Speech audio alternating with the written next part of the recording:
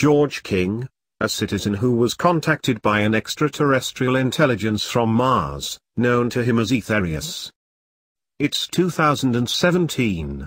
And we've had some shocking testimony given to us from high-ranking military personnel, politicians, and more.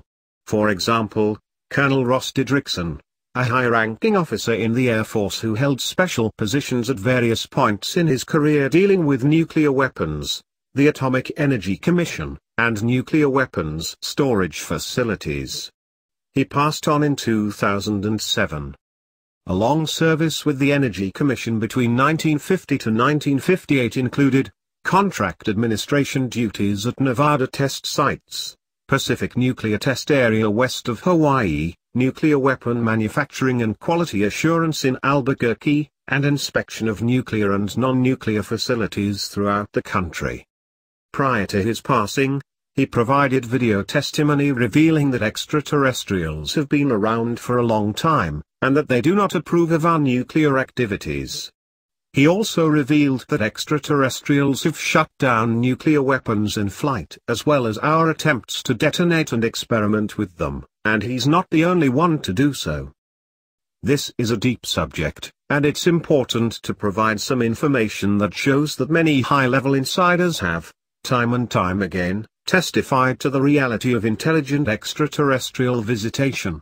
Many strange declassified documents deal with the subject as well. Communication with extraterrestrials. It was only a few weeks ago that Elon Musk said there most definitely are super-intelligent extraterrestrials out there, and he's not alone in this belief, as this is the general scientific consensus.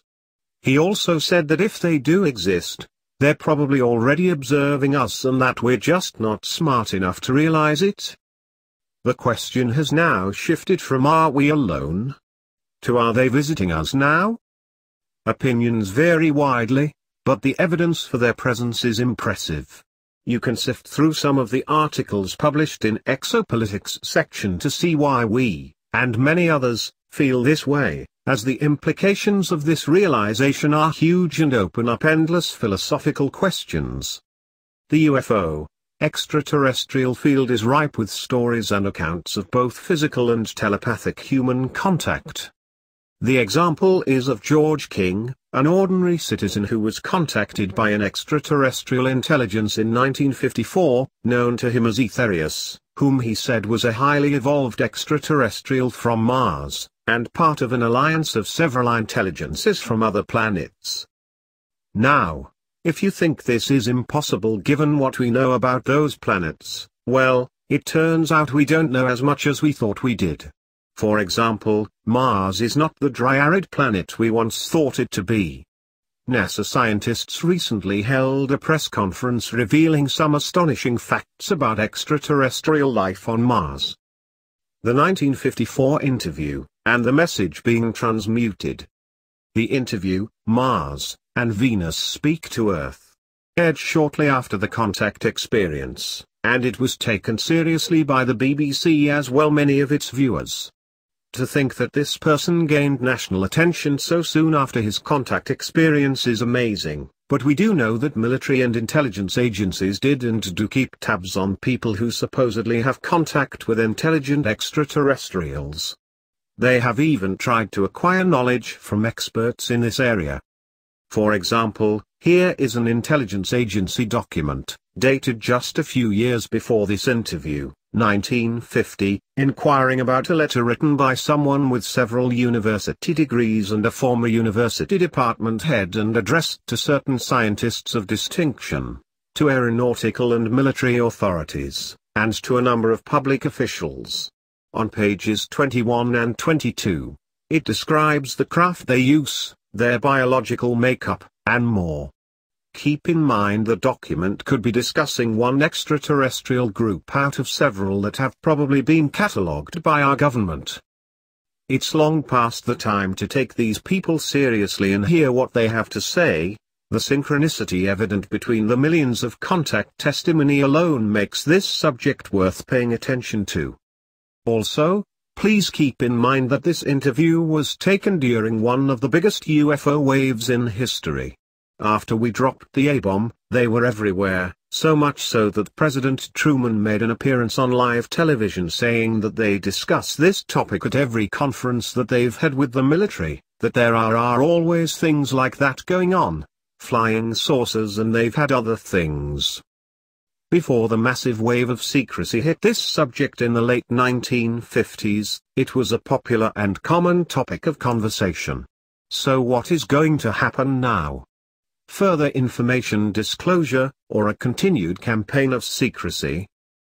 They stress the dangers of atomic experimentation, and also turn back to what they call the laws which are God if we are to survive on this earth.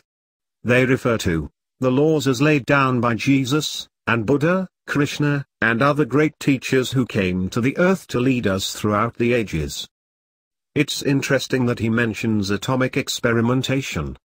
This interview was conducted in 1952, and the similarities for our own time are striking, considering all the information about nuclear energy weapons currently arising with the extraterrestrial topic.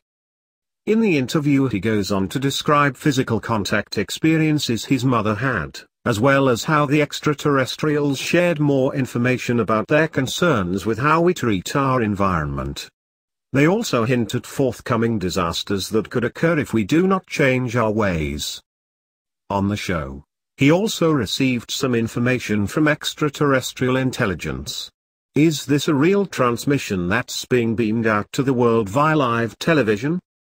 We have indeed been visiting this Earth of yours for some 18 million of your Earth years.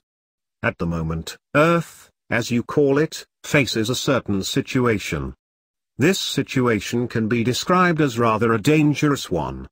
You are liable to upset the balance of your Earth through, number 1, atomic experimentation, and number 2, your deviation from the spiritual laws. He claims, as many others do today, that the reasons for their visitation are directly related to the claims above. The vehicles that you call flying saucers are quite physical. The common spiritual theme of extraterrestrial contact. Whenever we discuss this topic, and move on from asking whether they are here to why they are here, we will always end up with labels of gods, demons, angels, and more.